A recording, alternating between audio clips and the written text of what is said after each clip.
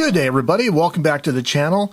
Well, buying typewriters. You know, they don't make quality new typewriters anymore. Any good quality typewriter you find is going to be purchased used. So you can buy them online through online auction sites. You can buy them online, places like OfferUp, Craigslist, Facebook Marketplace. There's a lot of different ways to find typewriters for sale in your local area. But I've always found the best way to buy typewriters, at least for me, is to go to a local thrift or antique store, what some people might call an op shop, and find a typewriter there that you can actually look at, check out, and decide if it's worth buying. But mostly my collection is composed of typewriters that I've found out in the wild myself, and so it always comes down to, how do you tell if the typewriter is worth buying? Well, that's a good question, and I think there's an easy answer for that. There's some basic things we can check in the store before we buy the typewriter to see if it's working properly. That's what we're going to talk about today. Stay tuned. So another interesting thing about buying typewriters at local thrift or antique stores is I'll often remember when I drive by a particular store, I'll say, I remember which typewriter I bought at that store. I even remember which booth it was in the store. And so we're going to use one of those typewriters to demonstrate how you want to check out a typewriter. And this is, of course, the Smith Corona SCM Galaxy 12. And I remember buying this typewriter at I actually have the original receipt. Do you guys save your original receipts? This was the Other Indoor Flea Market, 6201 Central Avenue. So this is basically on the corner of San Pedro and Central. It was in one of the aisleways, about 2/3 of the way to the back of the store.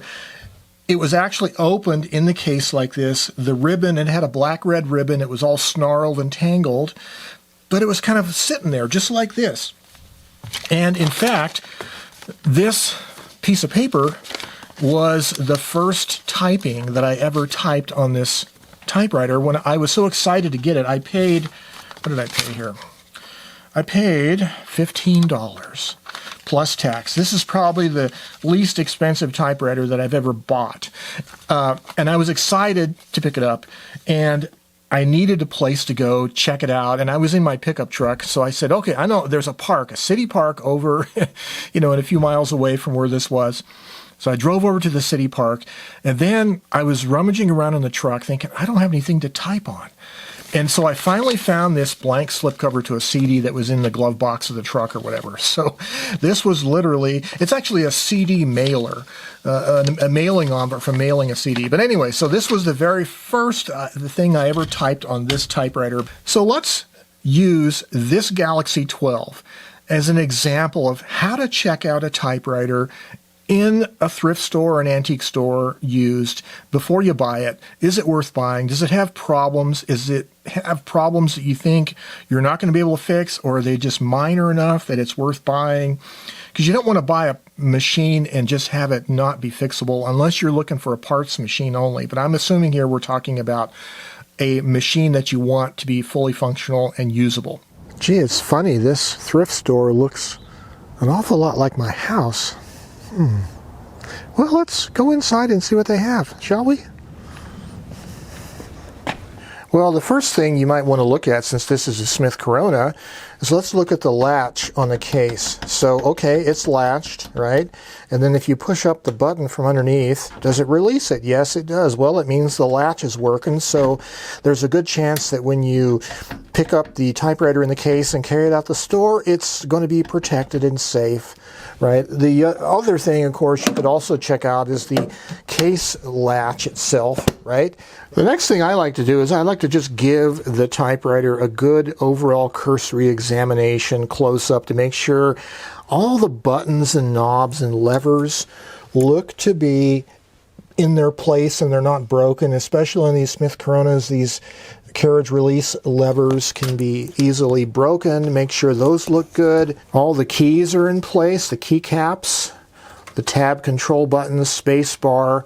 And then in this typewriter, you slide open the ribbon cover that way. And I'm going to look at all the type bars, just make sure, are all the type bars there? Are all the type slugs on the type bars? How about the ribbon vibrator? Is the ribbon vibrator broken? Does it look like it works a little bit, right? How about the card guide? That's not as important. You can live without a card guide, but it's nice to know that it is there and working. And then you may or may not have ribbon spools or a ribbon on the used typewriter. So if you do, fine. If you don't, like in this one, for instance, one of the plastic little tips on the shaft is broken. Actually, in both of them, they're broken off. But that'll be one of the later checks we make, is the ribbon, does it turn? So anyways, you've made an initial assessment that the overall typewriter looks like all the parts are there. So the next thing I like to look at is the carriage itself.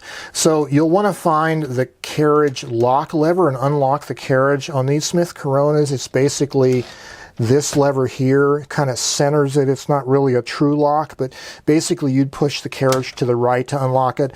Other typewriters, you may have a unlocking lever on the left side or on the right side below the carriage, or sometimes it's on the upper left part of the keyboard.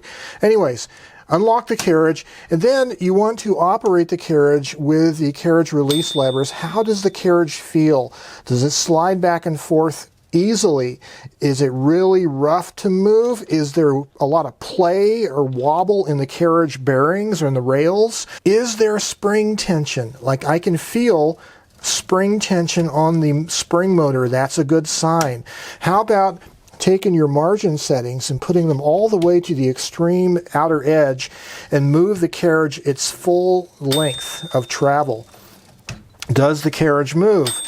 Does the carriage move smoothly? Does the bell ring? The bell is not as important, but it's a nice aesthetic thing to have. And you can generally fix a bell problem pretty easily, but it's a bigger problem if the carriage is really grinding, not moving easily, or if there's no tension. That means your drawband might be broken. Okay, then I'm going to want to start checking out all the individual controls on the carriage. So, for instance, the margin settings.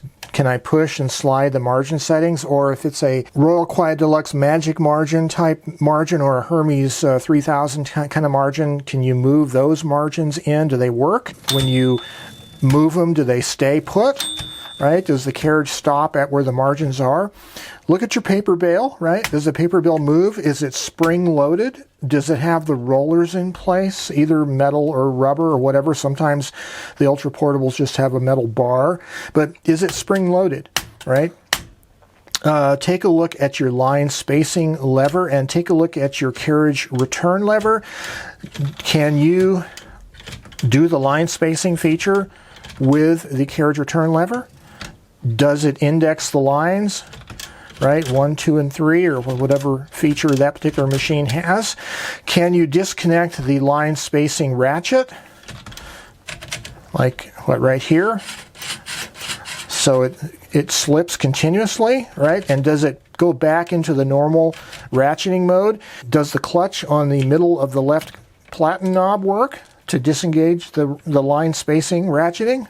If it does, fine. Paper fingers, do they work, right? How about the paper release lever? Does it disconnect the pressure rollers from underneath the platen? And on these Smith Coronas, of course, you can actually remove the platen.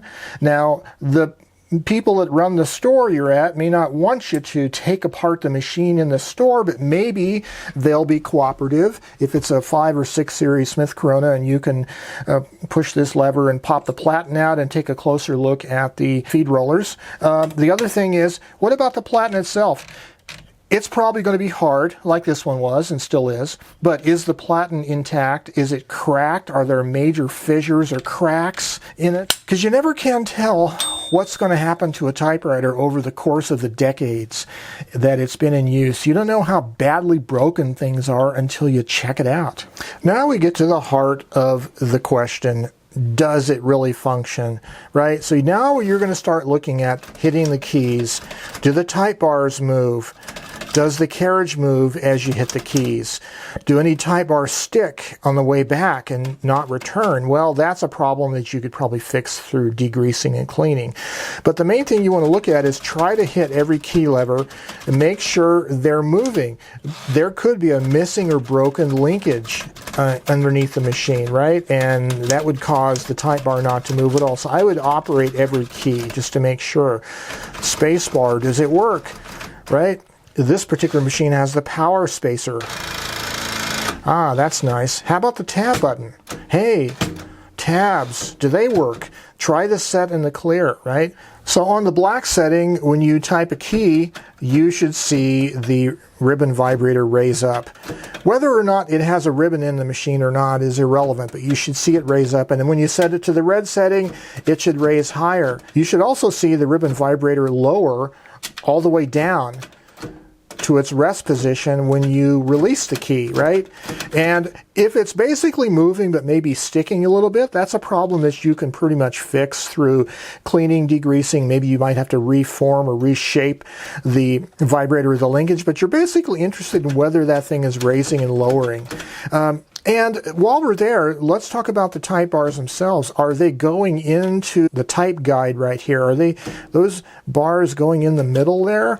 Are they hitting, right? And sometimes you're not going to be able to tell until you make a test typing. If you brought carbon paper or regular paper with you, which you should have, check out the type alignment, the general way the impression is made, the on feet and motion, to see if there's any problems. Is there shading of the characters between upper and lower case? Is there any major problem? If you have an opportunity, try to type every character and get an imprint of them just to make sure they all look good. So another system that can give people trouble is the ribbon advance system and ribbon reverse system. So at the very least, when you're typing, you want to see one of the type spools turn, right, as you're typing. It could be either one. So here I'm forcing it to start turning on the left spool, right? Now I'm going to test the reversing by forcing it to take up on the right spool, right? So there I've just tested the reversing system on both spools, and I'm seeing that as I type, the spools are also turning. Continuing now with checking out more of the features on the keyboard. Check out the backspace. Does the carriage move to the right? Check out the margin release. If you move the carriage all the way to the end of the margin, can you hit the margin release and go beyond the left or right margin, right? This particular machine also has a key de-jammer.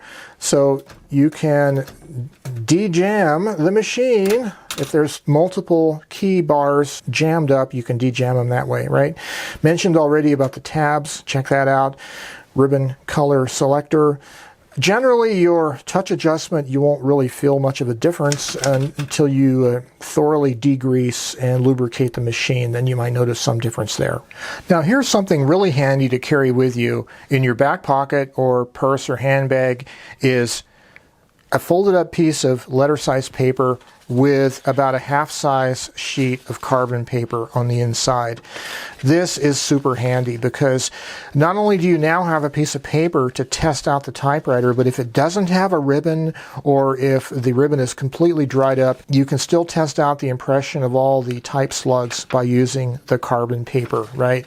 So just a great tool to have with you when you're out shopping at thrift stores and antique stores.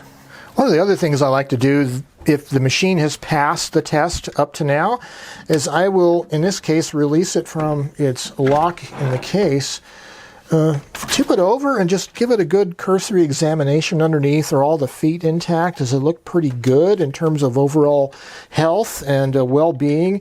And also, this is a good time also, you can generally see if it has the drawband attached. Of course, you're going to tell just immediately by whether or not there's any tension on the carriage, but you can certainly see the drawband attachment right here underneath the carriage. Good place to check that. Well, up to now, we've been checking out the condition of the typewriter to see, hey, is it worth buying? Does everything look like it's intact and working? It most likely needs to be cleaned and degreased, maybe needs the platen roller resurfaced or whatever. But if it's passed all these tests right now, I think another really good question you have to ask yourself before you bring it up to the front counter and buy it, ask yourself, is this really a machine that I need? I know I'm an advocate of typewriters, and I have a collection of maybe 30-something typewriters myself, which is not really that big of a collection. There's some of you guys out there with hundreds of typewriters. But you really have to ask yourself, is this a typewriter that I want or need? Or is it a typewriter that I know someone else could use? If you can answer those questions yes, then maybe that's a good opportunity to think about buying a typewriter. But I have passed on a number of typewriters that I've seen. They sort of looked okay. I get tempted sometimes. You find a 1930s Remington noiseless. I saw one a year or so ago at a local thrift store, antique store really. It was kind of in rough shape, not mint, shiny condition. The paint was rough and it worked, right? The type bars worked, the carriage moved, but it had some problems on the left side of the carriage. It had some issues with the line spacing lever, and looks like there may have been parts missing and stuff like that. I was still tempted to buy it just because of the age of the machine. It looks so pretty, but you have to kind of, at this point in the game, contain your excitement and kind of let your more rational mind step in front and push the emotional mind back and say, okay, let's think about this. Does this add something to my collection that I don't have? Or is this something that I can use maybe for a type-in, another good rugged machine that you don't have any problem with the public using? That's a good reason to have a spare typewriter, right?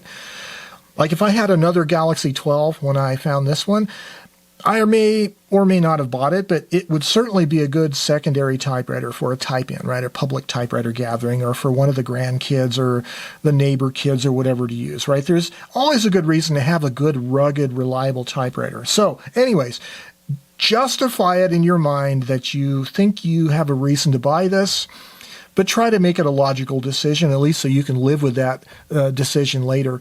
And then one of the great tips I'll give you is when you get up to the counter with a typewriter, if it's a thrift store or even an antique store, always ask for a discount. Say, hey, does the booth seller have any discount going on this?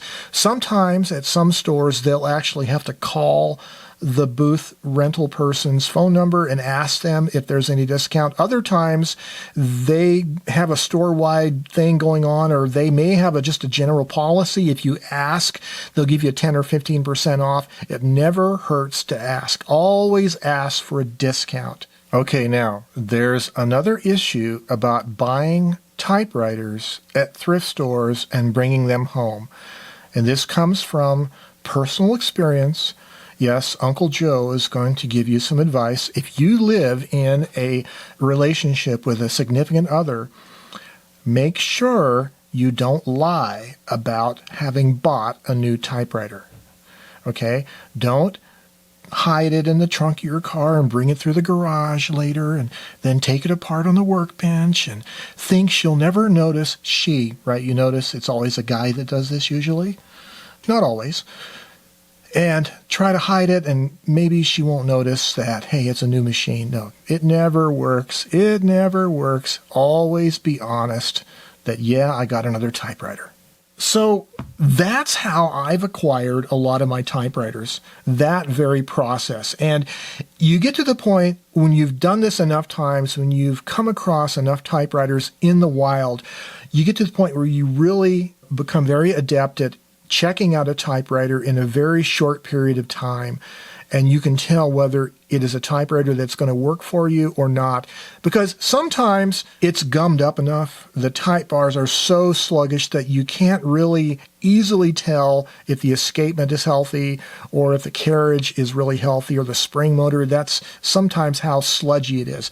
I remember sometime in July or August of 2020 of this year, I had gone out to a thrift store for the first time in months after the quarantine started here in Albuquerque, and I found the yellow Brother typewriter. I took a picture of it on my phone, then came back a couple days later, because I looked at that picture on the phone and remembered, okay, that machine felt kind of dirty and sluggish, but man, it's a Brother, an ultra portable. Those are good machines. It's yellow. I don't have a yellow one in my collection. So I came back a few days later, more thoroughly checked it out, had a piece of paper with me. Yeah, ended up buying it for sure. And that ended up being a gift to my friend Kevin. But it's always a good idea. Be prepared. with your piece of paper and a piece of carbon paper. Put that in your back pocket or your purse or handbag or whatever you carry. Be prepared to shop for used typewriters, to look for them out in the wild. And I'll tell you what, I've never had to worry about a broken typewriter in shipping. I've only purchased one or two typewriters through internet, and I've never had a problem yet with them being broken, but I don't buy them that often on auction sites. Most of my collection, as I said earlier, is from local purchases. I get the opportunity to check out the machine myself before I buy it, and I safely transport it home in my vehicle. I'm not going to break it on the way home, so I've been fortunate that way. Well, these are just a few little tips from my experience on how to shop for a typewriter at a local thrift store. You know, there's a lot of them out there. There's a lot of junk. There's a lot of machines that, oh man, you see it. Oh, it's like a late 40s or 50s big upright thingamajiggy like a KMM or something like that. And you're like, oh yeah. But then you start looking at it and maybe it's one of those that's all hidden behind gray panels of metal and you can't really tell what's missing and what's there. And it doesn't really quite feel right. And well, use your gut instinct. Don't let your thrill or anticipation of buying a typewriter sway you into finding one, into buying one that would be a mistake, unless you're looking for a parts machine, right? Anyways, I've always tried to be selective with my typewriter purchases. They always have to be machines. For my purposes, my collecting is really about usable writing tools. I'm not collecting machines to put on a shelf to look pretty. I'm looking for, generally speaking, post-World War II machines that I can write with. I only have 2 machines right now in my collection that are pre-World War II. But so most of mine are really intended to be functional writing tools, and that's what motivates me. So your motivation for collecting might be different. That's fine. So there you go. Some tips on how to look for a used typewriter at a store and check it out and see if it's worth getting. Okay, you guys have any experiences buying typewriters from thrift stores, antique stores? Any interesting stories you want to share with us? Leave a little note down below. I'd love to read your story about collecting typewriters and buying them from local stores. Well, as always, I wish you the very best. Stay well, stay healthy, stay creative, and have yourselves a great day. Bye-bye for now.